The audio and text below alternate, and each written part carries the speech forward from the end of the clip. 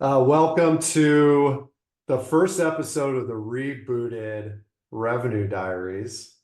I'm here with my good friend Margaret. She graciously, actually, I don't know if I asked you if you wanted to be You the didn't ask me to first be the guest. first. No. She didn't agree, but she did before we jumped on.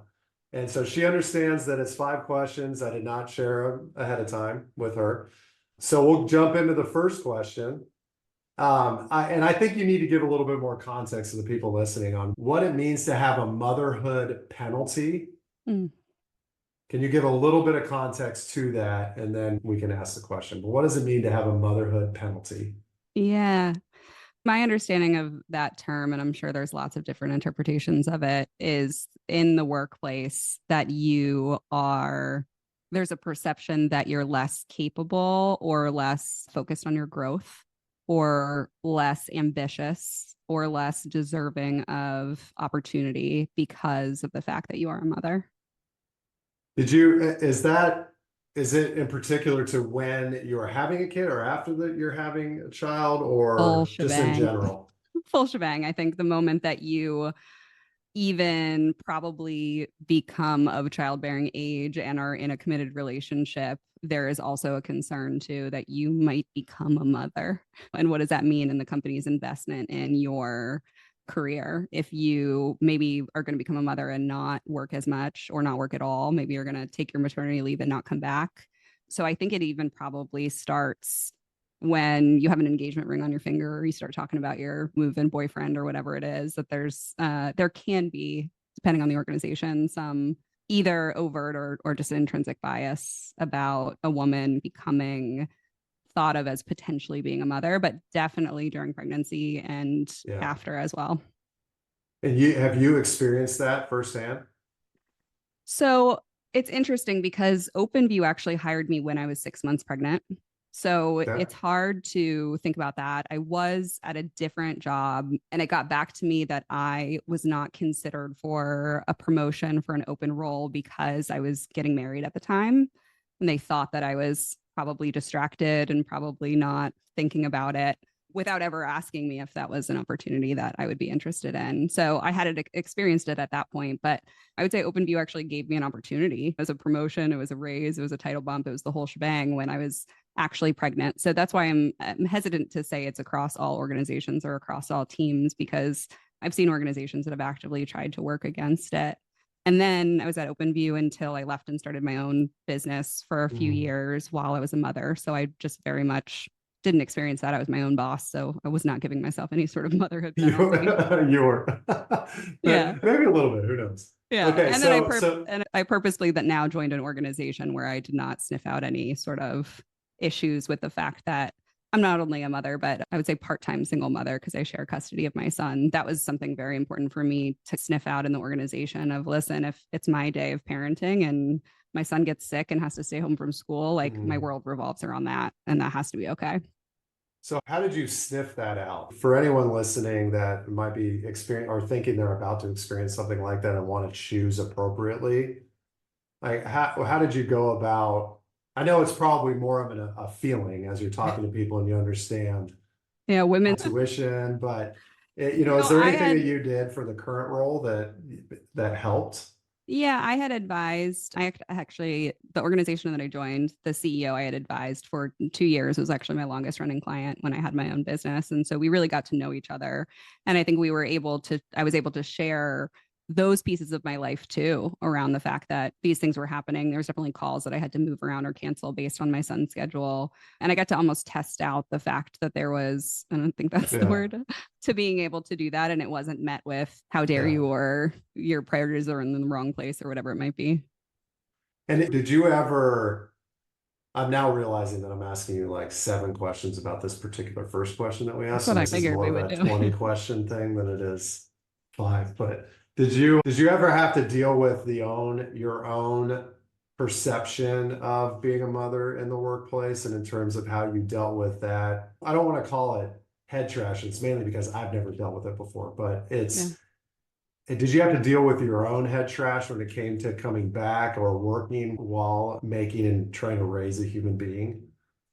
I think specifically, and it was a perfect storm coming back from maternity leave when I was at Openview. So I had my son March 29th of 2020, which was like dead at the beginning of Ooh. COVID.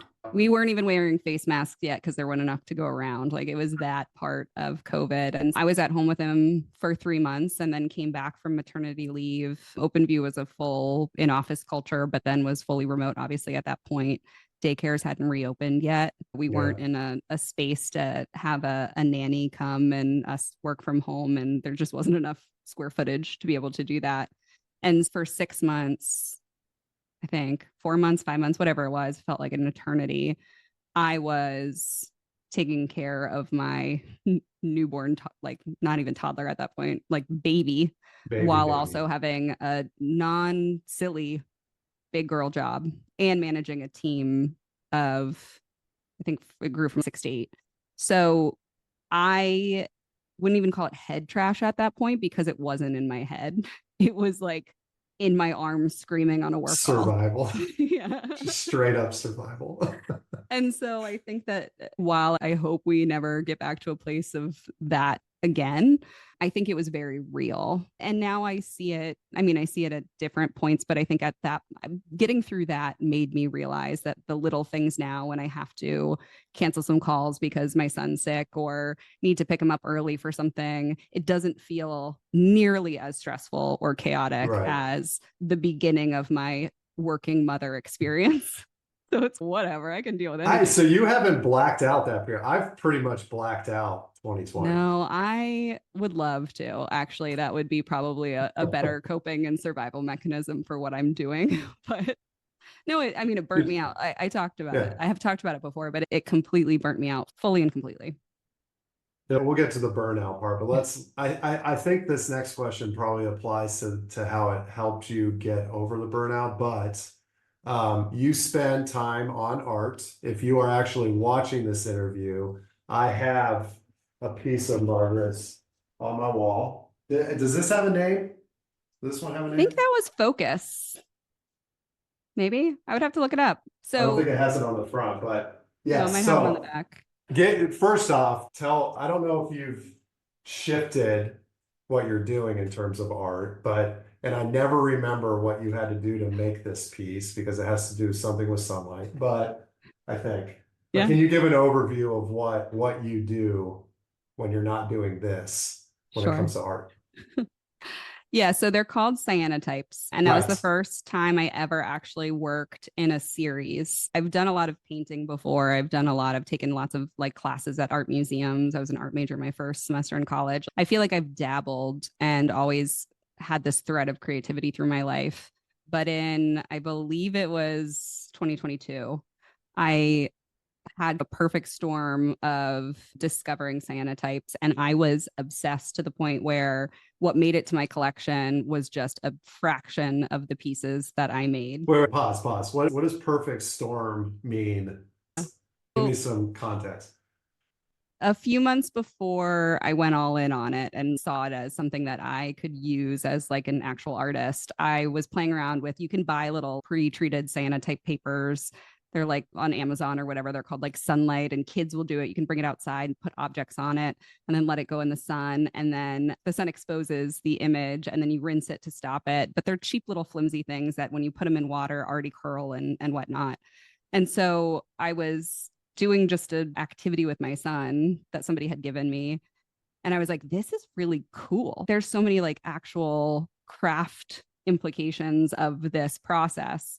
And so I looked it up. I'm like, there must be a way that I could do this outside of just these little craft papers. Yeah. And so I went into a deep dive and I found like there's this 2 solutions that you can buy that you mix together, and it makes, you have to do it in the dark. So I would do it in my basement, like a little like cave witch, and you mix it together and you can paint it on all sorts of things. I like to use a heavy watercolor paper, but you could paint it on fabric or canvas or whatever it is.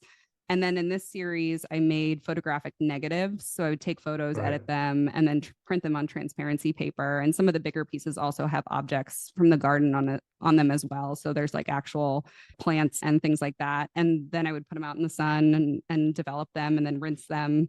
And I was just obsessed. It hit me with the process of it all. It hit me with Yeah. photography aspect of it, with my gardening and that aspect of it, with the fact that I was using like the sun and nature to make this art, all felt just like perfect in my brain. And then I love like that color blue is my favorite color too. So the fact that naturally it just comes out that Prussian Yeah. blue is just like Have you shifted what I mean, are you still doing a lot of this or have you shifted what you're I'm working like on?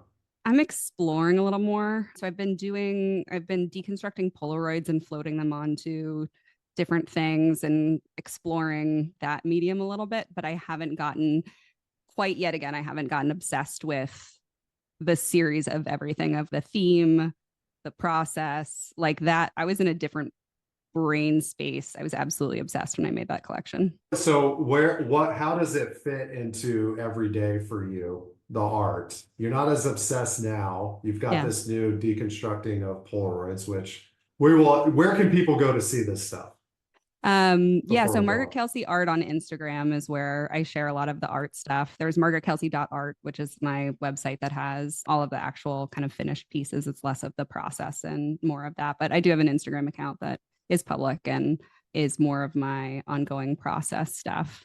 So what Um, does it mean to you to have this? I mean, I don't know how often you're doing it, but yeah. is it a balance thing? Is it a creativity thing? Like why keep doing it?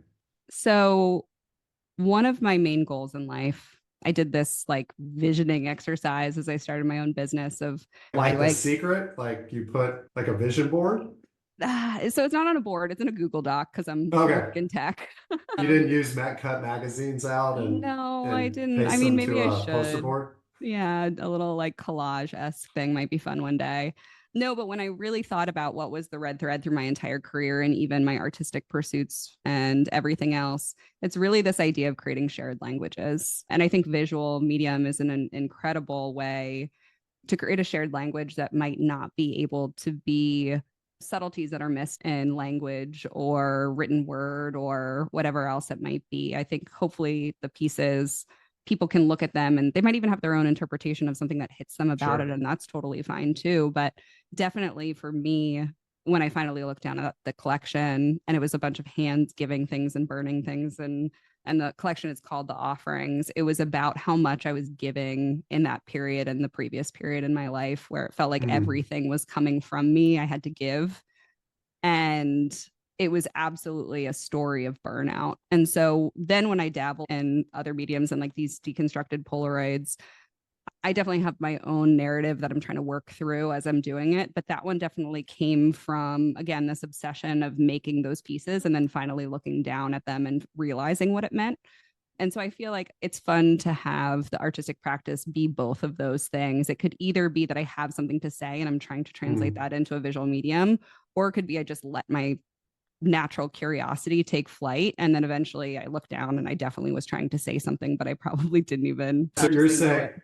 it's therapeutic, Mm-hmm. but you're not going into it saying, I know this is going to be therapeutic. That's why I'm doing it.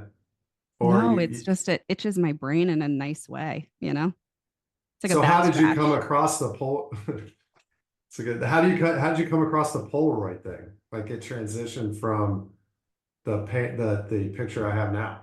Yeah, that was a little like form follows function where I was trying to explore my own relationship with motherhood Mm. and also like physical body changes of motherhood and things like that. And so there was a piece of it where I wanted to be able to distort the image in a way that the cyanotypes doesn't necessarily do, right? Like the cyanotypes, you're trying to not distort the image. You're trying to make as perfect of an image as possible.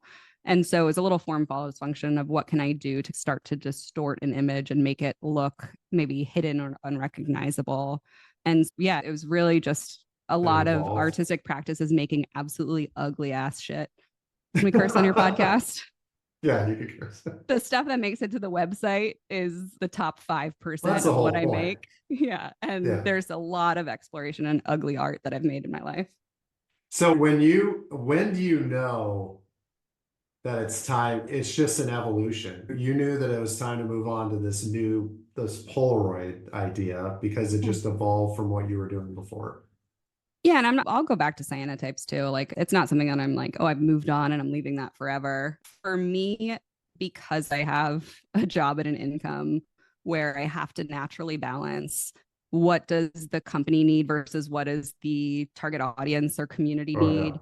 And I'm always trying to think of those two things and find a common place that's a win in both scenarios and all this kind of stuff. It's really nice for my artistic piece of my life to just be like, I don't know, I like it. I don't know, it feels cool. I don't know, it's like interesting to me to go down this direction. And so it's naturally freeing for me to have a creative practice where I'm not thinking about what everyone else needs. And I'm just like, I don't know, I think it's cool. So you can't, the hardest part for me if I was in this situation would be trying to drive to whatever I think success would be being an artist. And I'm Yeah. not an artist. I'm nowhere even close to it.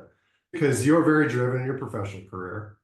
I mean, in general. And I would like to think that I am as well. How do you not over-index on trying to make something really successful and just being cool with this idea that you're just creating? Because that would be very difficult for me. I mean, Yeah. it is difficult for me. I'm trying to think about what about my brain or my life has gotten me to that place. I think you have to keep something sacred just for yourself. Not everything needs to be Yeah.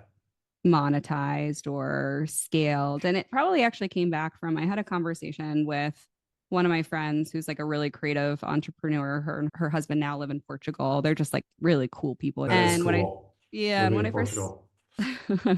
her pictures are just incredible. Oh, I'm sure. And when I first started my advising business, she gave me exceptional advice, which was like, if you don't feel like this needs to grow and scale and become a huge agency or be an advisor of advisors and blah, blah, blah, just figure out what your enough number is. Like the enough money that you need to Mm, make, the enough hours you need to work, and then go figure out what all the other enoughs are in your life that you're don't have enough of, and use that time, space, and even money to give you that. Right? Do you have enough time with your kid? Are you feeling present sure. enough when you're actually with him? Do you have enough art in your life? Do you have enough time to cook dinner and time to see friends or time to go out for a afternoon coffee or whatever it is? And that advice, because I wanted it to be a lifestyle business when I had my advising business, I didn't need it to be I'm going to take over the world the way that when we're in software, our jobs demand Right. us of. I think that was the mental shift that made me realize, like, oh, this thing could just be because I want to live a life of exploration and trying to create a different shared language and different mediums and play and create. And that could be what this is. It doesn't have to be, I'm going to make $1 million from my art next year. Yeah. So you're putting value in, I mean, you're being a balanced human being, which is a good thing.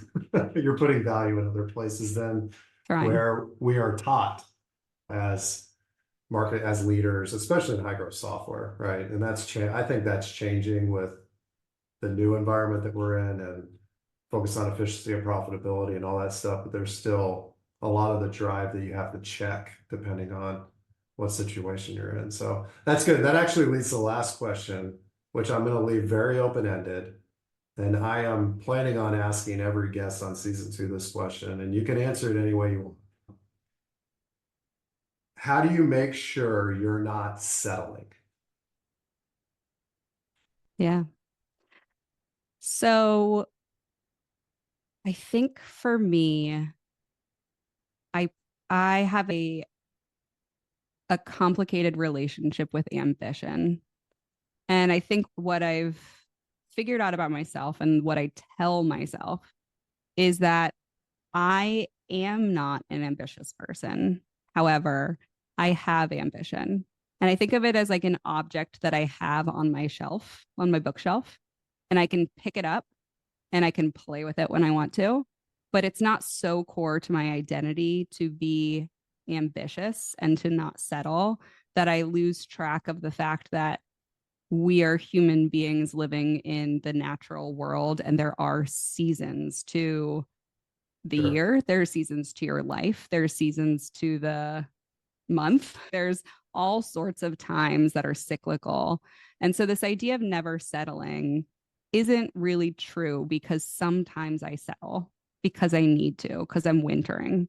And sometimes it's spring and summer, and I can burst in. I'm not talking about actual spring and summer months, Right, but right. sometimes in I my mean, life, sometimes. yeah. And sometimes it naturally lines up, and summer feels Right, like summer, and sometimes the right. summer feels like winter, and all of those things are okay.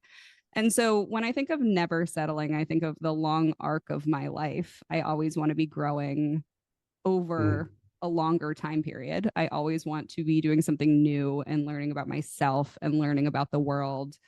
And I don't think I ever want to settle into a space of comfort for so long that I lose that part of myself, which is I want to experience lots of different things and I want to be better.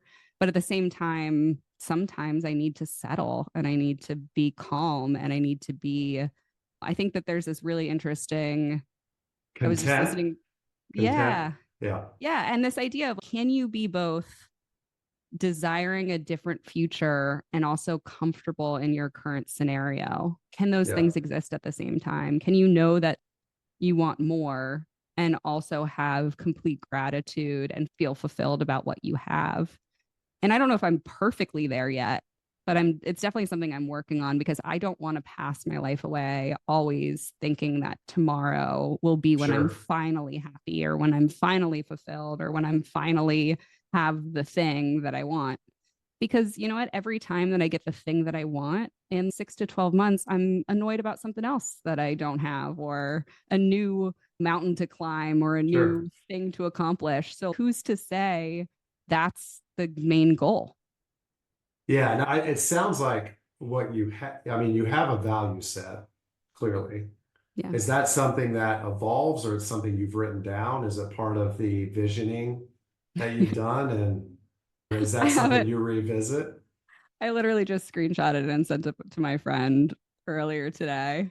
I do have, yeah, I have it written down and I have my values too. Of course. Did I? Yeah. And I've added to my values. So my core values are curiosity. There's always more rocks to overturn. Creativity. There's always a rare but simple solution. Balance. We can never give more than what we have. And audacity is the new one to be brave enough to do something different.